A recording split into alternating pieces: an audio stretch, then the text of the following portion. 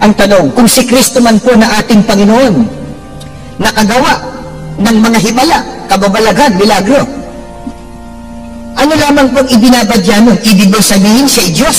Ito po, babasahin ko po sa Gawa 2:22. Ganito po ang turo ng banal na kasulatan. Mga lalaking taga-Israel, pakinggan ninyo ang pananalitang ito, si Jesus na taga-Nazaret, taong pinatunayan sa inyo ng Diyos sa pamamagitan ng himala at mga kababalaghan at mga tanda na ginawa ng Diyos sa gitna ninyo sa pamamagitan niya, gaya ng alam na ninyo.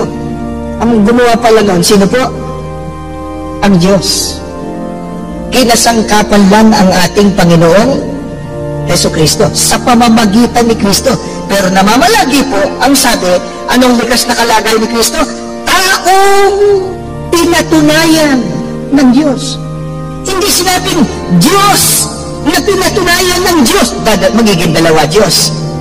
Si Kristo, taong pinatunayan ng Diyos sa pamamagitan anya ng mga himala at kababalaghan ng gumawa ang Diyos sa pamamagitan ng ating Panginoong Jesucristo.